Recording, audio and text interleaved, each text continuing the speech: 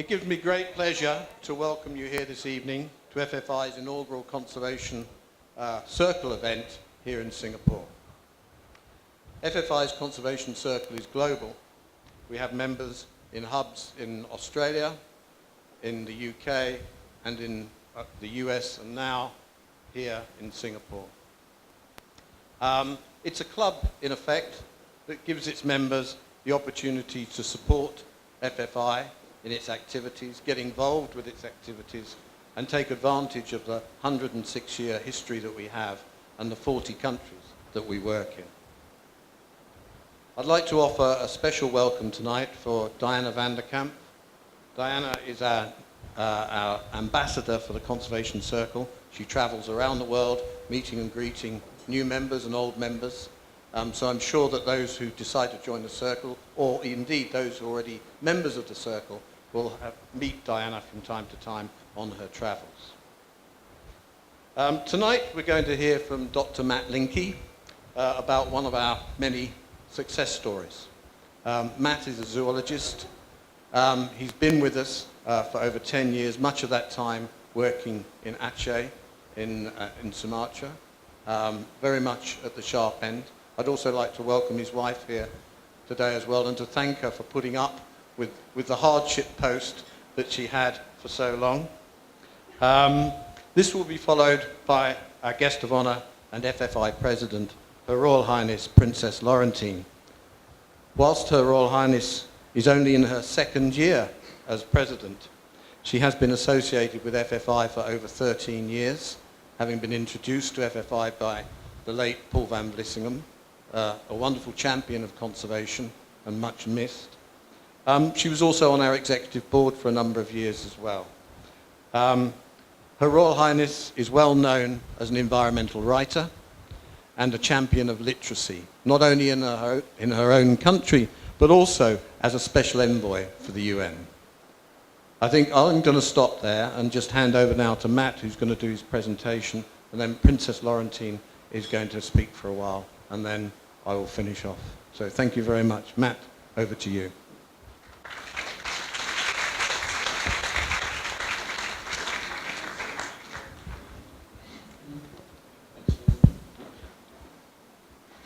Your Highness, ladies and gentlemen, tonight I'm going to prove that men can multitask. I've got a whole range of tools here that I need for my presentation, so fingers crossed.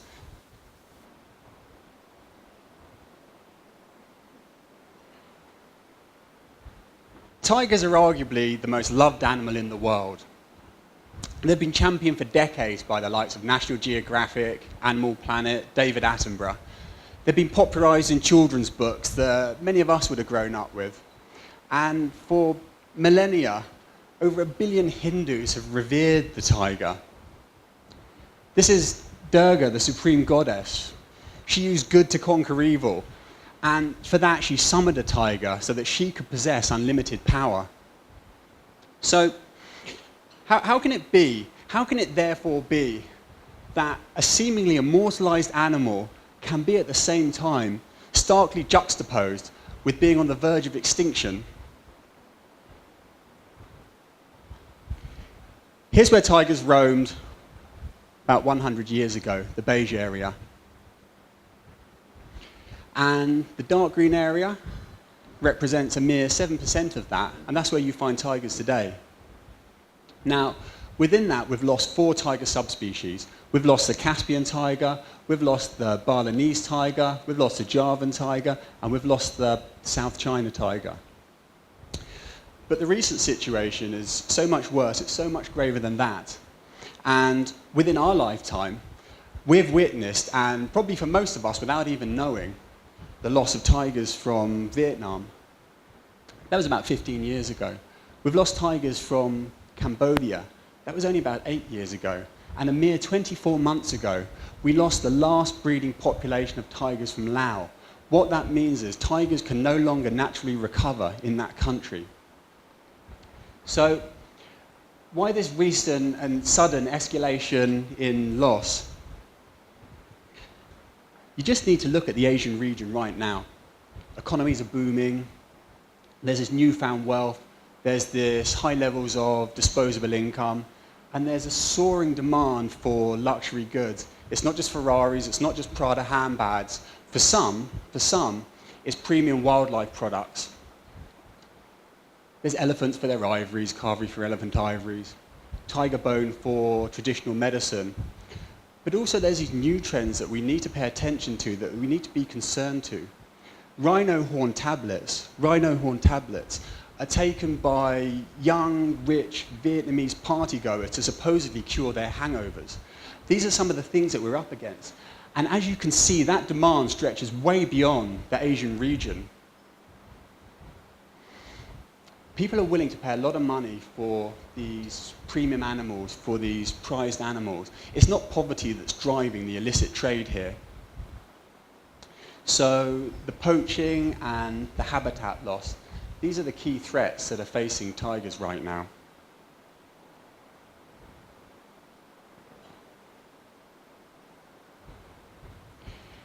It may seem a little strange that we now turn our attention to Singapore, but actually Singapore Pass teaches us some important lessons about tiger resilience.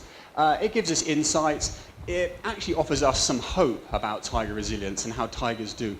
We need to understand this, the dynamics of tiger populations and their resilience, if we're going to conserve them into the future.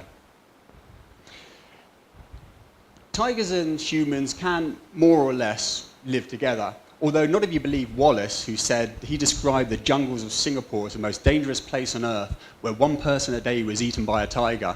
It probably wasn't quite as bad as that. However, in the period from the 1840s to the 1900s, Singapore underwent an enormous transformation. It cleared almost all of its forests, and the tigers that were encountered inside were routinely killed. Yet, despite this, despite these seemingly impossible odds, tigers persisted in Singapore for nearly 60 years.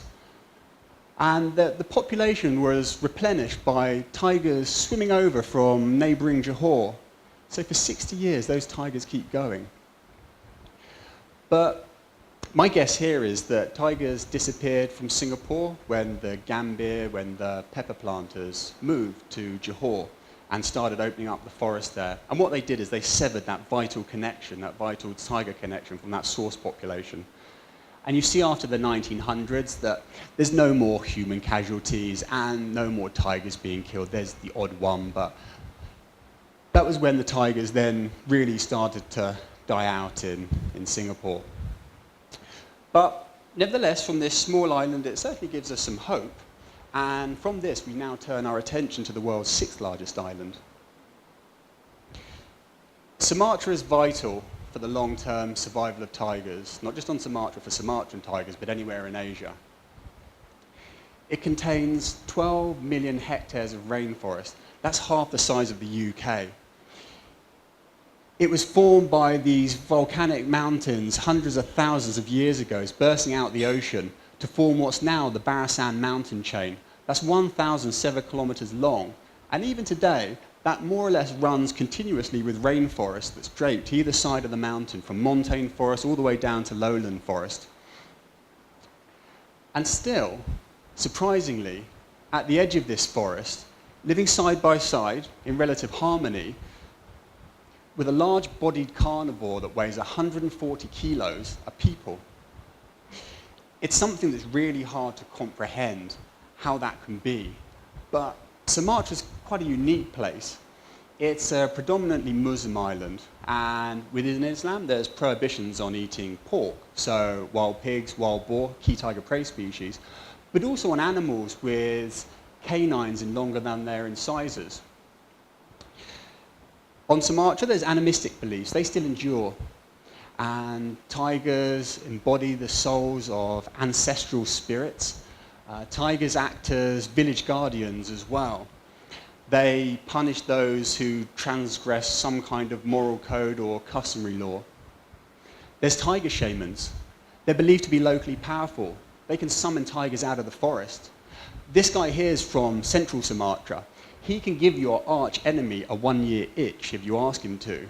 These people are believed to be very, very powerful and well respected on Sumatra.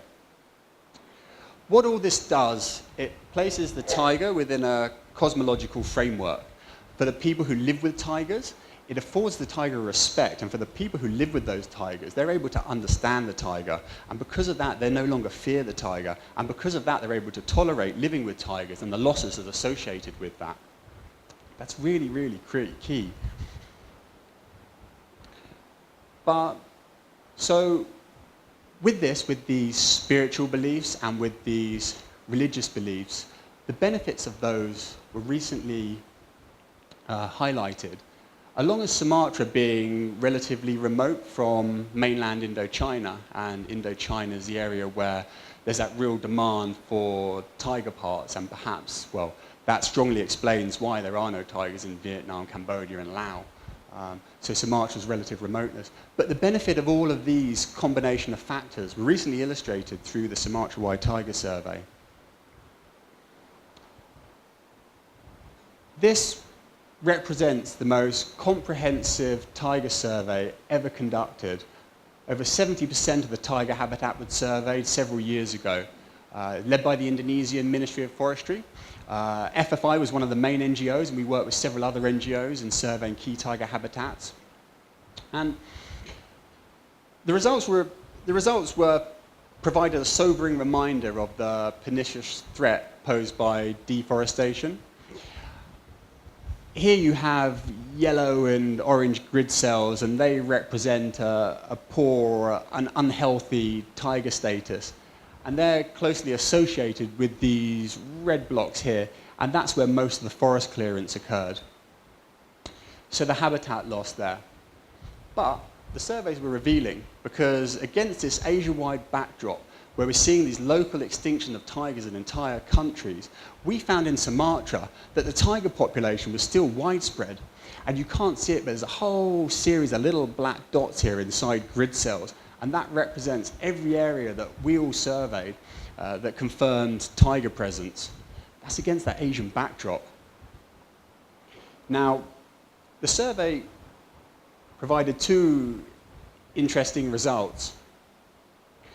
First of all, for the Aceh landscape, an area very close to my heart, that's 3.5 million hectares of rainforest, continuous rainforest. It's one of the largest patches of forest remaining in Asia, particularly Southeast Asia. Before the surveys, Aceh was a data-deficient area. The scientific information, the biological information on tigers was almost zero. We knew tigers were there, but we didn't know how tigers were doing in this area. And so it was revealing for us that tigers were just so widespread. Everywhere we looked, we found tigers in Aceh. Perhaps because Aceh had just come out of a 30 separatist struggle, so it wouldn't have been safe to go into the forest there. But nevertheless, what this did, it just confirmed the importance of Aceh.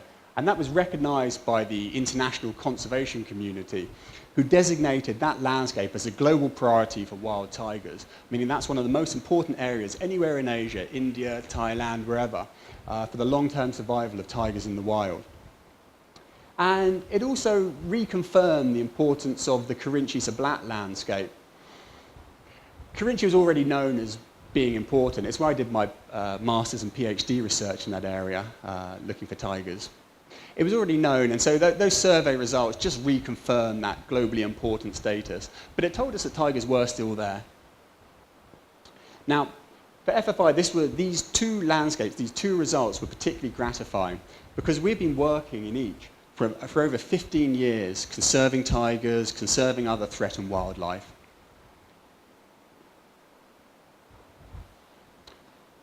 FFI's approach to tiger conservation is not really different to how we work in conserving other threatened species, be it Tonkin snub-nosed monkey, red panda, Siamese crocodile, Sumatran elephant, lots of critically endangered species, some of the species that really are on the verge of extinction. Our approach is no nonsense. It's pragmatic, it's working with the key local partners to directly address the main threats to these animals, their habitats, the ecosystems.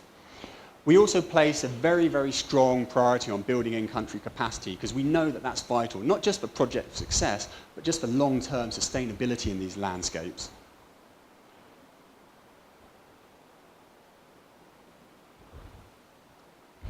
Meet Natta. He's been trained and working for FFI for about a decade. He was my undergraduate. When I was doing my PhD research, he was my undergraduate counterpart. We go back a long way. I have the scars to prove it. Nata leads on FFI's monitoring work, tiger monitoring work, wildlife monitoring work in the UNESCO World Heritage Site of Kerinci National Park. That's 1.4 million hectares of rainforest. His work's important because what it does, it allows us to objectively evaluate whether our conservation strategies are having the desired impact or not. Now, like I said, I've spent many years surveying the forest with Nata, and I don't know anyone who's photographed more Sumatran tigers than this guy here. Here's a page from our family album. Now, for me, you can forget about Wallace's definition of a dangerous jungle from Singapore. Nata and myself have our own definition of a dangerous jungle from Sumatra. Either both of us or either one of us have been mauled by ground wasps, me, fallen down a huge ravine where we couldn't see the bottom because it was black, him, chased by elephants, both of us, and intoxicated by nasty intestinal parasites, both of us, and frequently. And I'm pretty sure for me that it's the copious amounts of chili that the camp cook uses. And despite the years and years that Nata and I have spent looking for tigers in the jungle, neither of us have actually seen a tiger. But you know, that doesn't matter because this is our main goal, getting these tiger photos. They're important because they let us know not only that tigers are there, but how tigers are doing. Tigers have unique stripe patterns, left and right.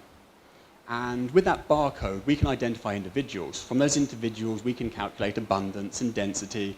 And year after year, that's what we monitor, changes in those, to see the population trends and to see how they're doing and how our conservation interventions there are performing as well.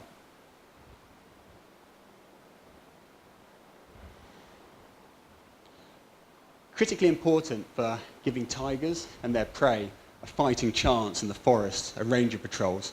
Patrols that detect and destroy snare traps.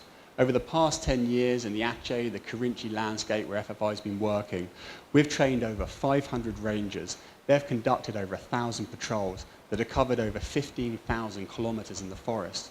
That's an average of 1,500 kilometers per year. Now, if you recall, the length of the Barisan mountain chain, the length of Sumatra is 1,700 kilometers. So you get an idea of the sheer investment that we put in both of those landscapes each year to keep the tigers there. And it's not just FFI. When I talk about us, what I'm talking about are community rangers, government rangers from the National Park, from the Ministry of Forestry. We work collectively as a team. Now, ranger teams only perform well when they're highly motivated. And the performance of that really depends on having a good conservation manager who can think outside the box. Debbie Marta is FFI's project manager for Kerinci National Park. She could perhaps be described as living outside the box in her approach to tiger conservation. And here's an example of how she does it. Picture or imagine the stifling heat and humidity of the Sumatran rainforest. If you're wearing a suit, you don't need to think too hard. It's a little bit worse than this. Now, imagine that you had to fast during the daylight hours because it was Ramadan, a time when poaching regularly spikes. So, under such grueling conditions, how could a project manager motivate his or her law enforcement teams to actually increase their patrol effort? Well, the great Kerinci Snare Sweep, of course. Debbie manages a team of 30 hardened rangers. And she knows how to get the best out of her teams by tapping into their competitive nature. Here are the rules. A team gets 500 points for removing a tiger snare trap. They get 50 points for removing a snare trap that was set for a samba deer or a muntjac, the key tiger prey, the ones that they like to take most. And you get 10 points for removing a snare trap that was set for a smaller bodied prey, mouse deer or something like that. Snares found at a poaching camp don't score. Debbie's a stickler because they're not an active threat to a tiger or its prey.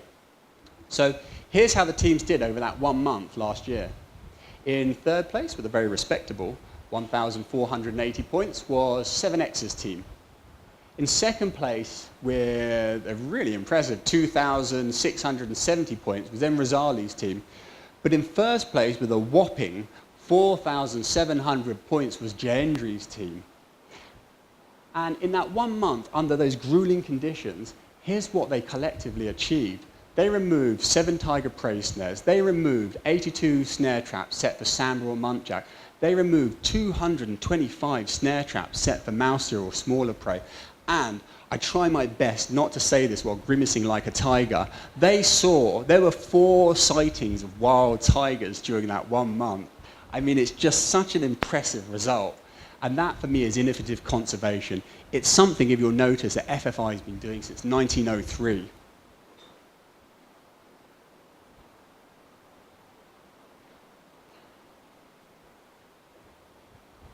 Integral to the success of our work is having intelligent networks, having local informants that can guide our patrol teams in the forest to increase their successes. And these are just some results over the past year. You look at the number of snare traps for prey, the number of snare traps for tigers that have been detected, that have been removed from the forest, that haven't been allowed to catch a tiger or its prey species. These informants also provide highly sensitive information on the names, the locations of tiger poachers and tiger traders. This is really dangerous work. It requires meticulous planning in the law enforcement operations. And you can only develop these types of networks, these informant networks, by having the trust of your local partners, because they're putting their lives at risk as well. They may be reporting on people from the areas where they live. And you can only gain that trust by having a long-term presence in the area. It's not just about spending many years in an area. You have to be year after year demonstrating success and your worth in that area for people to want to work you, for people to trust you. And in the areas where we're working, the law enforcement agencies, so be it the police or the national park rangers, they've arrested 37 poachers and traders, but critically important, they've actually led to their prosecution as well. There's only ever been one case where a poacher wasn't prosecuted who was arrested. That's a phenomenal success. These are, and perhaps when I describe it, it doesn't really sound that difficult, but these are some of the hardest fought conservation gains for any of us working in conservation. Conserving rhinos in Africa, conserving tigers or rhinos in India. This is some of the hardest work we do. It requires that meticulous planning. It's dangerous. This is a picture of Debbie here at work with one of her team members.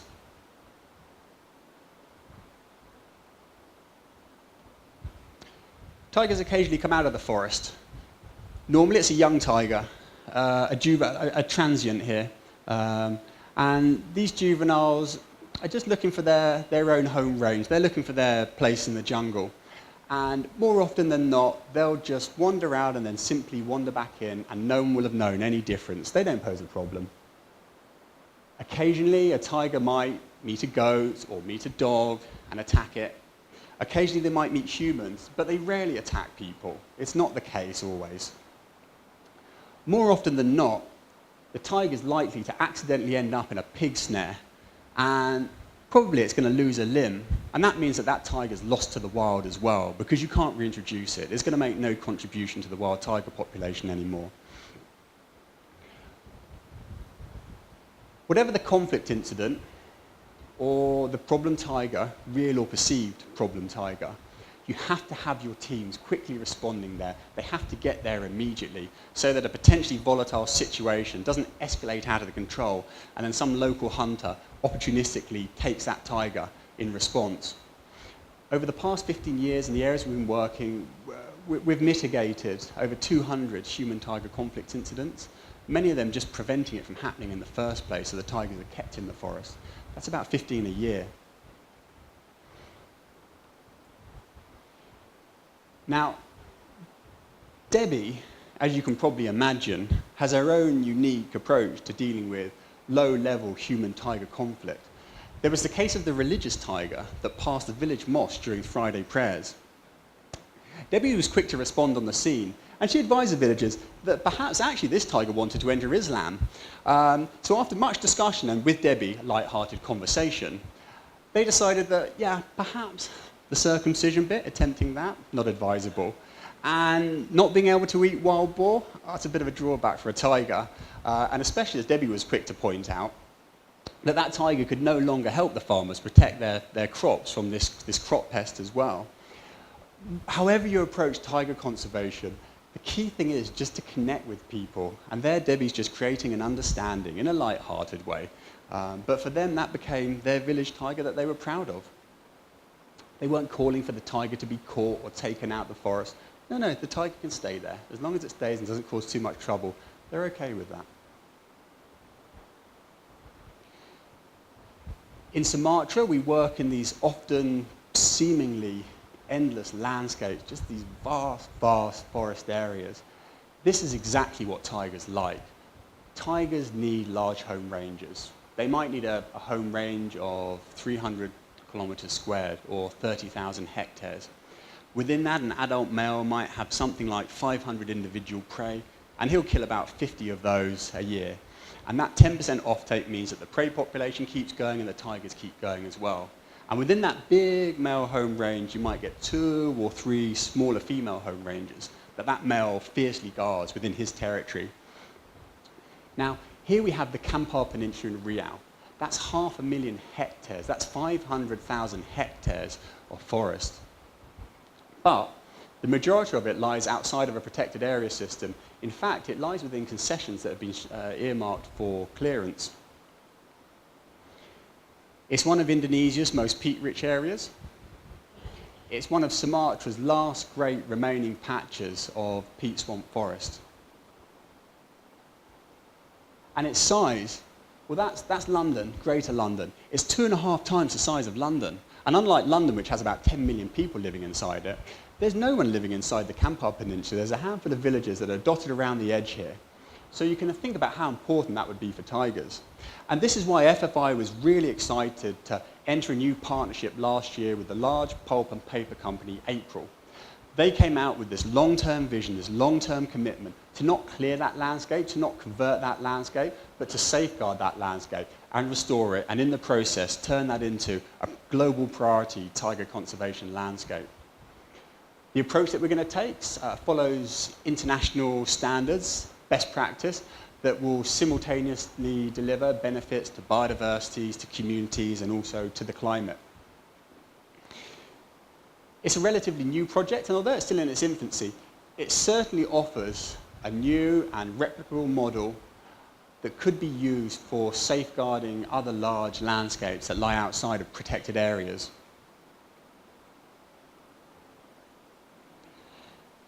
Your Highness, ladies and gentlemen, there's many social and economic reasons for conserving tigers.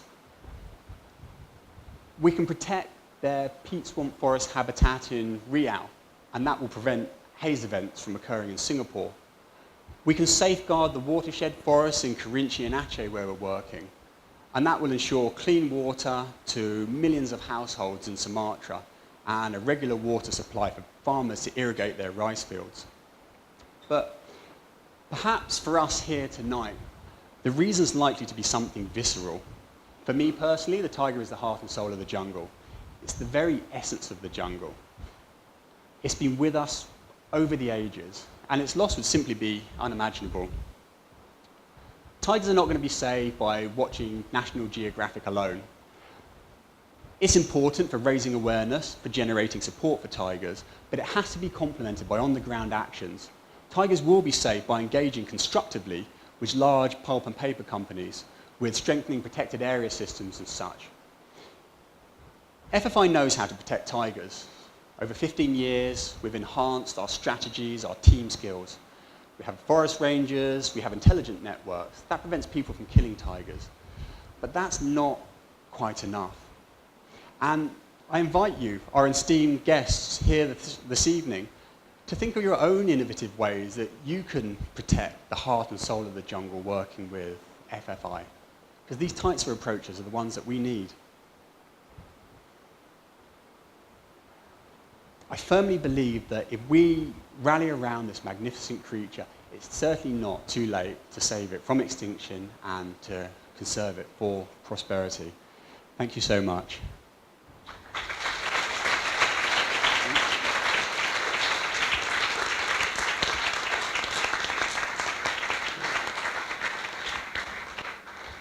Thank you very, very much, Matt, for such a good presentation. Now, Your Royal Highness, would you care to step up and say a few words for us? Thank you very much.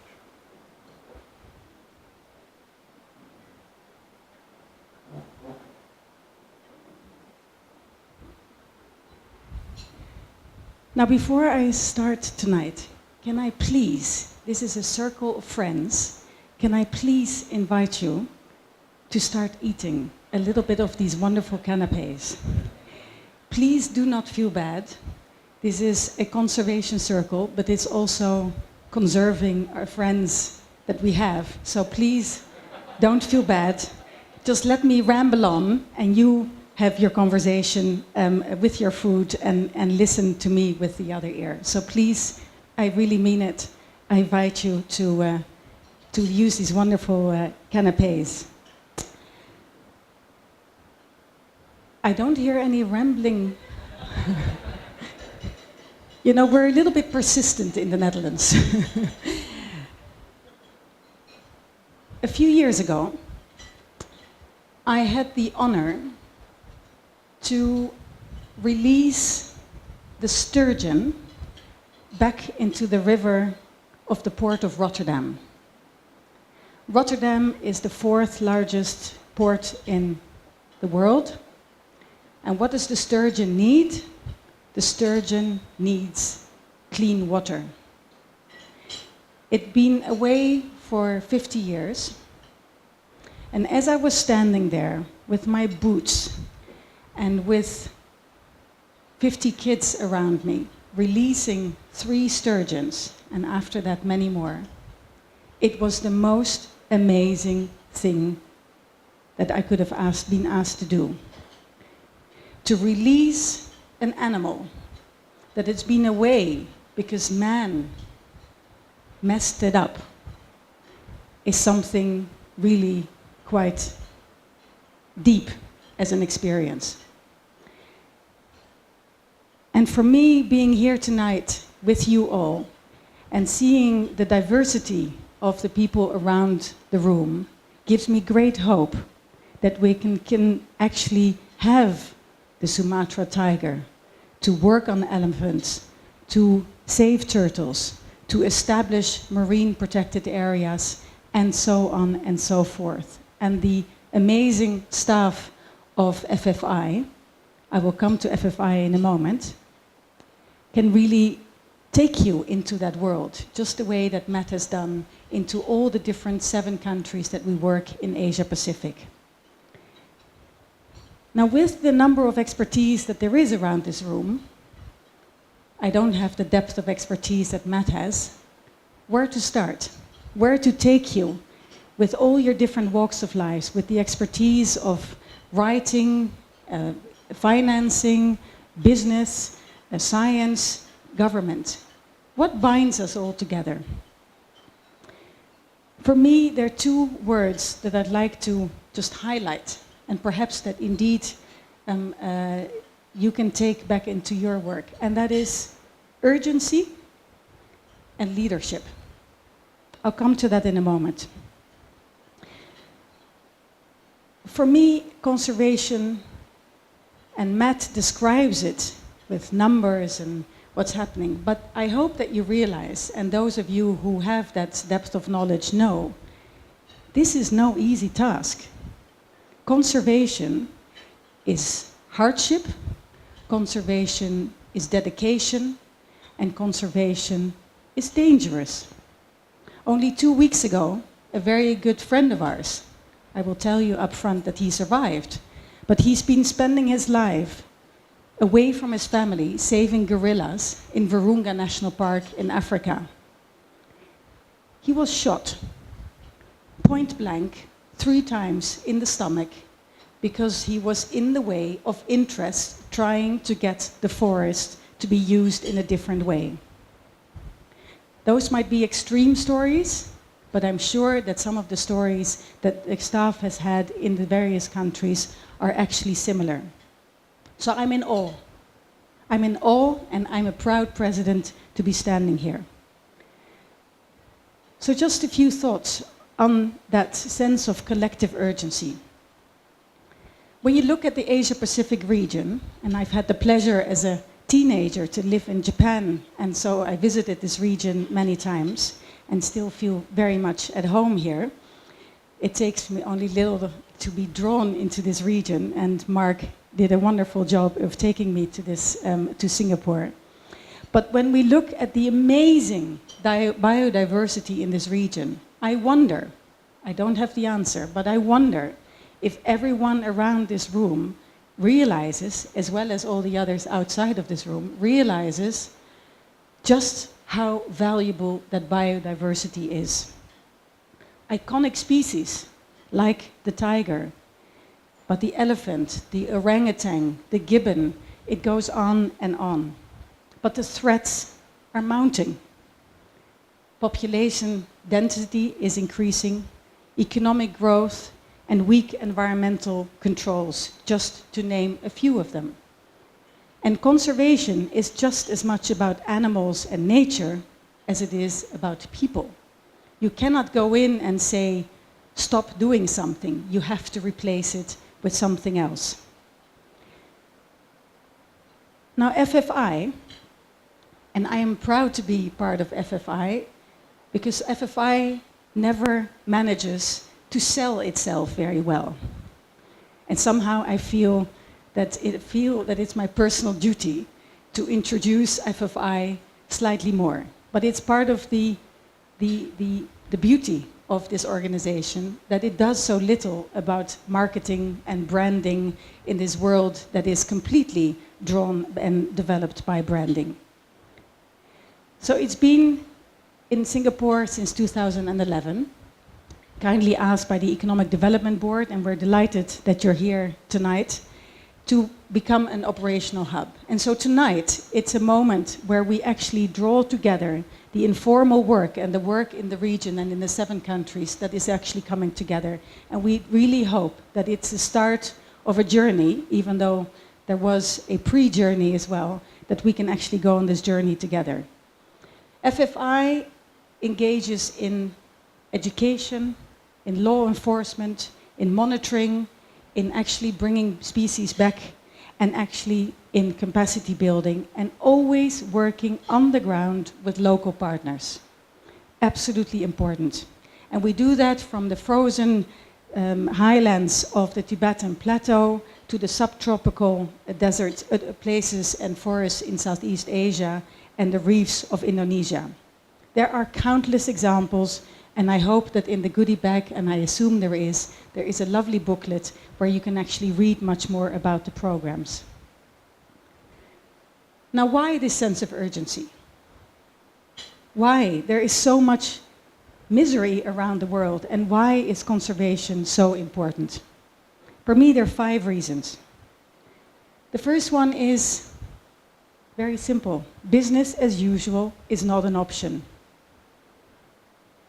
If you look at the pressure on the planet, which has more than doubled over the last 45 years, you don't need to be a mathematician to do the math. 75% of our oceans are overfished. We have 5 gyres floating around the oceans, some of them 20 million square kilometers. That's 2.5 the size of mainland China, of garbage. Now, that garbage wasn't born on this planet. We humans, every single piece of plastic ultimately goes there. We have microplastics that are infested in our products, and they end up in our oceans. In a few years' time, the clean water shortage is really starting to become urgent. So business as usual is not an option. The economic costs that would hopefully appeal to those in the financing and in the banking and in the business world here. Poor ocean management costs us annually $200 billion. The absence of any mitigation measures to take away the impact of climate change adds it to $322 billion. Again, you can do the maths better than I do. But on the positive side, When you look at marine and coastal resources combined, they combined contribute 3 trillion. These are kind of numbers that are really beyond me as an economic writer and working on literacy. But 3 trillion, I know that that is a lot, and you know that as well, to economic goods and services, as well as 20.9 billion dollars a year in ecosystem services. So there is an economic story ultimately as a basis on biodiversity and conservation. Time is running out. It's not a nice to have. Time is running out. The fact that we're here, and maybe we should have been here 20 years ago having this wonderful dinner, but time is truly running out.